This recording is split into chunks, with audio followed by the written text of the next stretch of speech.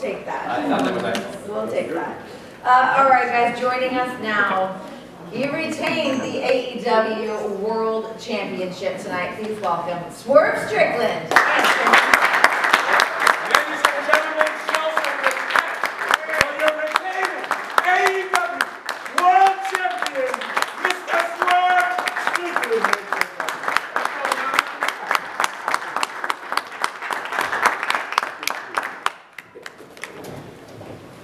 Good to see you. Swerve, congratulations on such an amazing match tonight. I mean, Zack Sabre Jr. was actually just out here talking about the amazing work that both you and Will Ospreay did earlier tonight. How are you feeling to be able to go out there and still have that championship around your waist? Oh man, it's humbling, but at the same time, it's like me proving everybody that I was right again. It's one of those things I gotta constantly go out there and fight for every week, every day. It's like, that's what it's like this man once said, being part of AEW is just constantly, you're always fighting, you're always defending. And I relate to that so much because I've been doing that all my whole career. People think I'm good to a certain level, or the expectations of me are always getting lower and lower until I like break through, and then they gotta create another ceiling. And so like, I feel like me and Will, we have this chip on our shoulder to just constantly prove why this place is special. And we are so like competitive in every aspect of this game. And that's why I've always respected them. You know, I still respect them all the way up into this match. I have my methods, I get into people's heads, and that's kind of like my boxer mentality. I want to get in your head, and I'll poke at every part of you until I get you where I need you to be. And that's what got me the win tonight. But definitely, I feel like I silenced a lot of critics, and I'm going to have to do more because there's going to be more questions coming up probably tomorrow, and then by Dynamite next on Wednesday, or by All In and Wembley. Let's open up the floor to media. Hey Swerve, congratulations. This is Jeff from I Heart Philly, PCB Podcast. So, you kind of had a little moment there with Will after the match. Would you care to share what you said, or do you want to keep that between you and Will? I honestly just told him I love him, man. And he's the best in the world. He's one of the best talents I've ever seen. And it's going to be a long time till you find someone as special as him, like how he does it. And I can't wait to do it with him again someday.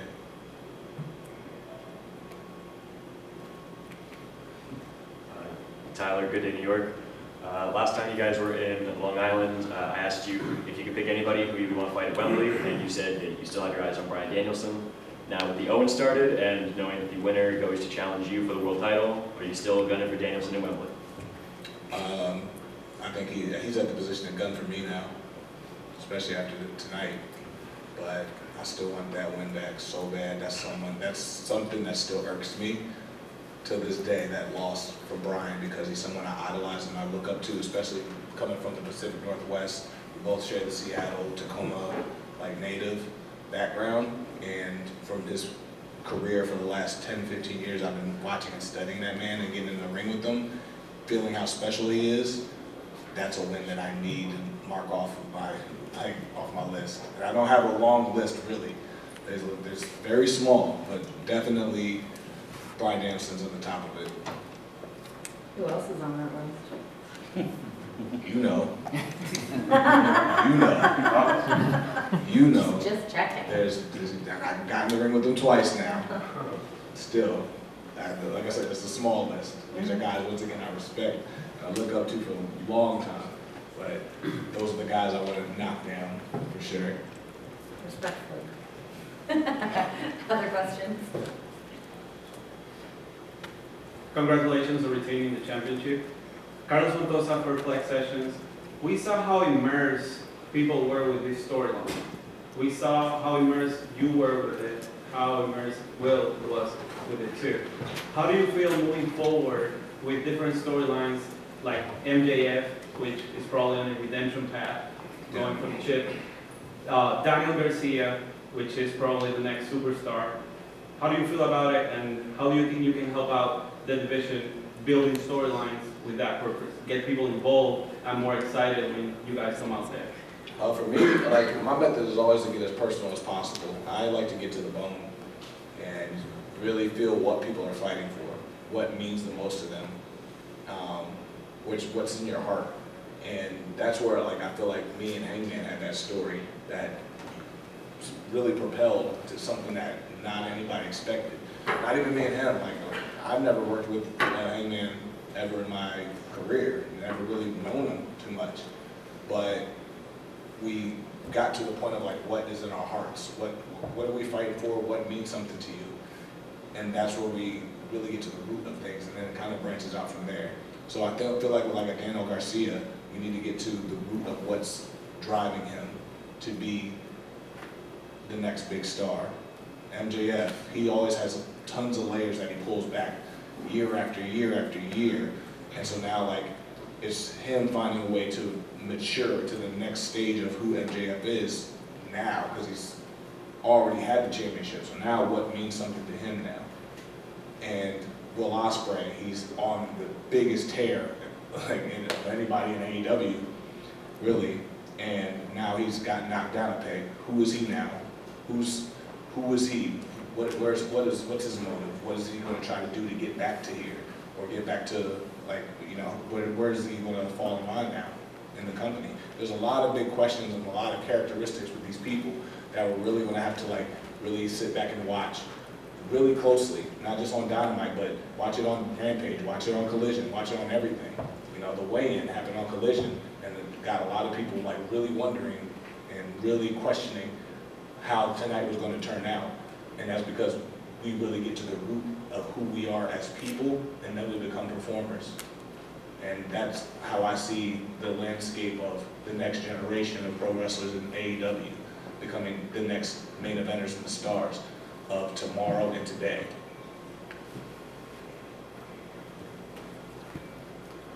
Corey Lee with the Wrestling Observer. This is actually a question I've asked a couple times when I've spoken to you.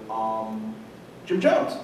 Yeah. Let's talk about it. How did that come about? And then the other question I actually have for you is, this was the first pay-per-view that you've actually main evented. It was a triple main event with Double or Nothing. The final match was the Anarchy Arena, but this was the main event that did 10,000 people at the show. And Over 11. Over 11 and $1 Million Gate, correct? Yeah. Talk a little bit about how you feel about that now you're kind of in your, what's it, now third month as champion, and you've now headlined over 11,000 seat arena plus $1 Million Gate. Yeah. And just talk about it. Like, coming from Dynasty, it was like main eventing there. That was like when I won the championship, was my main event against Samoa Joe. And that meant something to me too, and that meant something to this company. And that's something that's going to stand out for the test of time. For like not just, I feel like in AEW, but in wrestling. Jim Jones came through because of my man Albert Gentili over there. He's been a huge part of, like, the transition to becoming, like, a true mogul in this industry. You know, like, he was responsible for the Kevin Gates with in the tag championship celebration. He was responsible for Rick Ross coming through.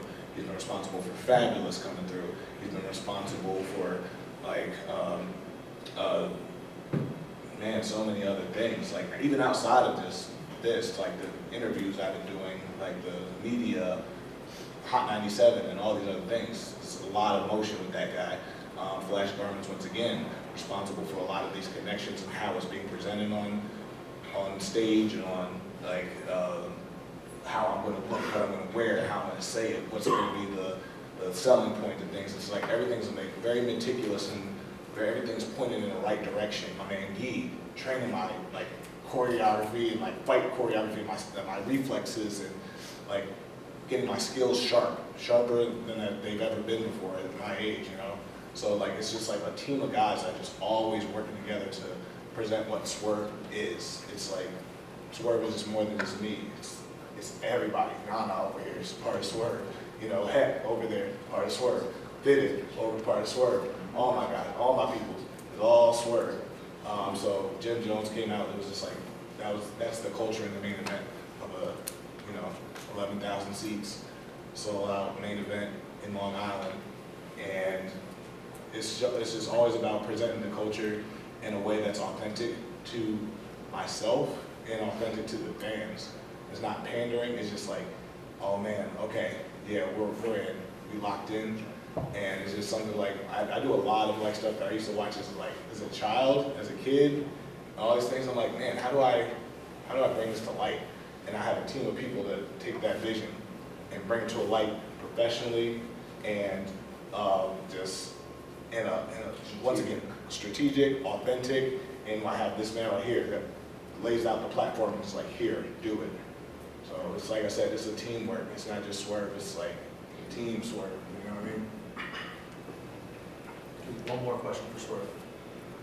Hey, it's Adrian Hernandez with Unlikely. Bringing out someone from Dip 7 New York was crazy. I know for a lot of fans, it meant a lot to know the history that you have with Will, the rooms that you guys have wrestled, to now be on this stage. I know a lot of questions about what's going on in the future, but this match was so great. I want to know, did it meet your expectations and what you thought it would be? I feel like in a lot of ways it exceeded, just because of people. To me, like, my expectations are always low until the people really bring it to like, oh man, okay, this is bigger than I thought it was. And I think it's the people and the fans that make it feel like a bigger deal and bring it up to different heights. And that's what is so, like, there's times I'm like, hopefully they're here for that. Hopefully they gravitate to Jim. Hopefully they do, like, you're just hoping because the card is so long and it's so talented. And hopefully they give you, like, they still got that energy left for you at the end. And thank God they did. They were invested. They didn't know which way it could go. And the competition is so stiff because it could go either way. And you're just fighting and scratching and clawing all the hard work you're putting in for the week and the month to get to this point. Everybody's invested in. So, like, whatever criticisms are out there doesn't matter because the people that are here watching and are in there experiencing it, that's what matters. And that's what makes people at home feel like Swerve. Now I'm riding, I'm locked in with Swerve as world champion. And then Will, I'm still locked in with him. And then you go like, man, where's everybody go now? Where's, like once again, it's like, so it just, I think it's the fans that make me exceed the expectations that I put on myself for things, you know. But it's also gratifying that there's a black world champion in the main events of these things. Like, we really didn't, like, it's really tough to really see this style and this, like, this stiff competition and, like, this level that we're at, and see a black man holding this and being the face of that. It's really rare, and I don't take it for granted, and I don't pander. I'm just really fortunate. I'm happy, and I'm ready to keep working. Thank you.